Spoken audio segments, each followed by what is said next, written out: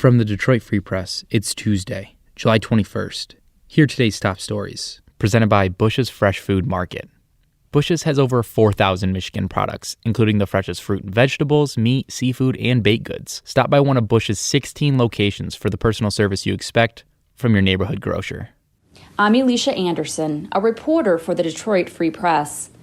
The former teenage drug dealer known as White Boy Rick is now a free man. The Florida Department of Corrections says it released Richard Wershe Jr. Monday. His controversial case garnered national attention and inspired movies, including a 2018 film starring Matthew McConaughey. Wershe grew up in Detroit and said he started working as an informant for law enforcement when he was just 14. Police arrested Wershe when he was 17. Officials accused him of stashing 8 kilos of cocaine. He was later convicted of a drug charge. 3 years ago, the Michigan Parole Board unanimously voted to parole Wershe, but that didn't free him. Wershe still had time to serve for his role in a separate stolen car scheme in Florida. That crime happened while he was in prison.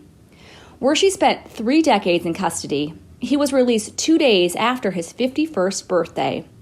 Wershe did not respond to a Free Press letter requesting an interview. His attorney said Wershe will return to Michigan. For the Detroit Free Press, I'm Angie Jackson. Prisoners and advocates are raising concerns about excessive heat. They say it's a worry every summer, but now it's exacerbated by precautions for COVID-19. Most of Michigan's 29 state prisons don't have air conditioning. The Department of Corrections says it has procedures in place to try to prevent heat-related illness. But advocacy groups such as the American Friends Service Committee and Humanity for Prisoners say people in prison have complained of them during recent heat waves. Prisoners have reported that fans have been turned off in some facilities to try to stop the spread of COVID-19. Advocates have heard about spices being added to bags of ice to deter prisoners from eating the ice. At one prison, a malfunction that caused the heat to turn on overnight after a hot day added to prisoners' frustrations. Adolfo Ramos has a son incarcerated at Michigan Reformatory in Ionia. He tells her the wall-mounted fans there have been off for more than a month. But a corrections spokesman told the Detroit Free Press that no fans there are off. Regardless, Ramos said her son reports the heat is oppressive. They feel like they're being cooked in an oven, she said. This is Brian McCollum, music writer with the Detroit Free Press. A free day-long music festival featuring about 50 acts will be Michigan's biggest concert since the coronavirus pandemic shut down the state in March. Detroit Music Weekend will run from noon to 9 p.m. Saturday in a lot outside Music Hall in the city's theater district. Performers will be local artists from a variety of genres, and each will get about 10 minutes on stage. The socially distanced event, being produced by Music Hall, will accommodate about 90 attendees in the 15,000 square foot space. Individuals or groups will be separated using 6x6 foot carpet pads that will be arranged across the lot. Everyone on site will be required to wear masks at all times, although singers may remove them for their brief time at the microphone. Gear will be disinfected between each set, and musicians must stay 6 feet apart on stage. About 300 performers submitted applications to play the event, which Music Hall brass say is being staged to help reconnect musicians and fans after 4 months on the sidelines. They also say it's a response to the assorted online streaming concerts that have popped up during COVID-19, some of dubious quality. The venue has consulted with city officials and a pair of environmental health firms to devise safety protocols for the show. This is Chanel Stitt from the Detroit Free Press.